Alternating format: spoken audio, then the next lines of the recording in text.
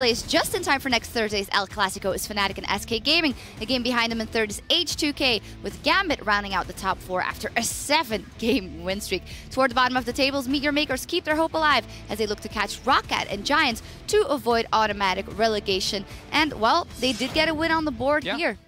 They did, so great for Meteor Makers. Next week they're playing Giants. If they win that one, suddenly you have a battle going on here for who's going to avoid the automatic relegation. So great for Meteor Makers, not so good for Unicorns of Love, because they're still obviously looking at this top 6. They want to get into the playoffs, and yet you have to worry about Elements. They are still having some problems, but we have to see what they can do next week, because I think it's going to be between them and Unicorns of who's going to get into playoffs and who's going to sit as number 7, and obviously avoid relegation, but not really go anywhere. Wow, very interesting observation there. Focusing on today's action, one player carried harder than the rest with 12 kills, 8 assists, and 2 triple kills, racking up over 44 points. Today's fantasy leader is H2K's Yarnan on that Jinx, making it happen today. Yeah, if you have a Yarnan, I guess you're very happy. If you're an H2K fan, you should also be happy because they're playing really well.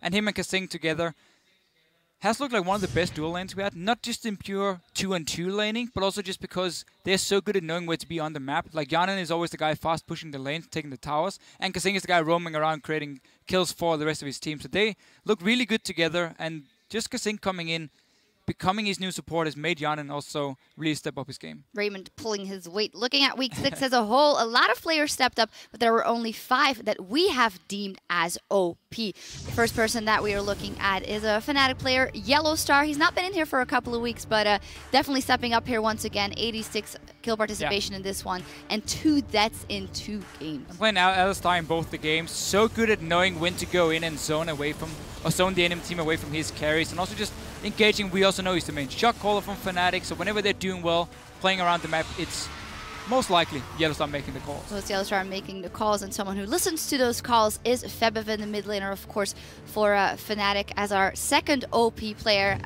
Actually, he will come in a bit, because I messed up. What a spoiler. Ryu first from H2K. Definitely stepping up, just as we said that it might not be his playstyle to carry. What a performance on Kassadin for him. Oh, look great on Kassadin. You can see how everyone else from H2K were just making sure he was the guy getting fed. Lolix ganked for him a few times.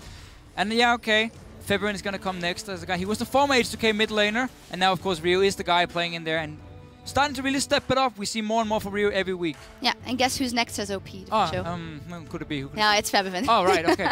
Anyway, yeah, Febiven, as I said, also one of the few players to make that double AD work and make that Ezreal in the mid lane work, and he's just having fun with it. He really used that mid-game spike he talked about, Trinity Force Man Immune, to his advantage, and Fnatic and Febiven just look so solid every single week when they play together, and he could have been here nearly every week, because he's just so good in this mid lane. We've seen him carry games beforehand, and in this one, same deal.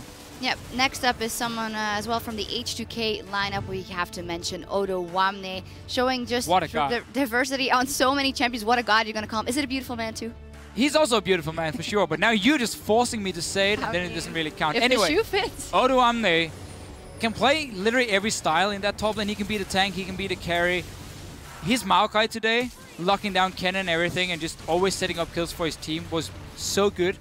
And I think Odo Wamne, as some of the coaches said, definitely a top 2 top laner in Europe. Top 2 is our next OP in that top 2 as well. Cabo Shard, we talked about him beforehand. You highlighted him with his Morgana play, very impressive, and just playing that many champions and making plays for the team. Yeah, Cabo Shard, fantastic laner, and we see Gambit play around it, always make sure he gets going early on, because yeah, in team fights and of course in the laning phase, great mechanics, he knows how to carry a game for his team, and Gambit looks great together with Cabo Shard. You got to send Odo Wamne and Cabo Shard mid, like 1 versus 1. And see that would be pretty sick. That would be impressive. Well, of our OP5, one player really put on an amazing show, leading their team to the victory over the last 2 days. Our Week 6 MVP with 32 assists and 84% kill participation and a KDA of 7.6 in 2 games as Maokai. It is H2K's Odo Wamne. We were already singing his praises, absolutely deserving it. Not on Gnar this time, still the same performance. 84% kill participation as a top laner, that is insane. He's part of nearly everything H2K does.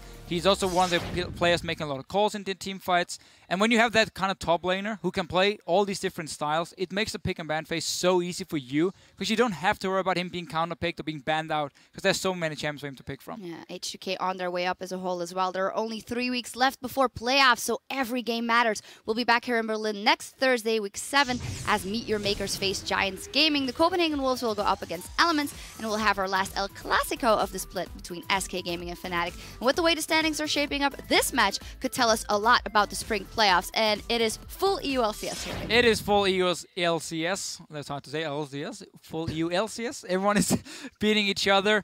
And also we get to see Odoamne against EpicSkillshot, because Unicorns will take on Gambit. Another one where they're fighting for, you know, the top 3. Boom, we get our one first. Boom. Maybe. Mark your calendars. That all starts next Thursday at 6 p.m. Central European time. That is 9 a.m. Pacific. Now, meanwhile, the North American LCS will pick up week 6 tomorrow in Los Angeles, where Team Coast will take on Cloud9. Team Solo Mid will go up against Dignitas, and the day will end with Counter Logic Gaming versus Winter Fox. Any particular thing you've got your eye on?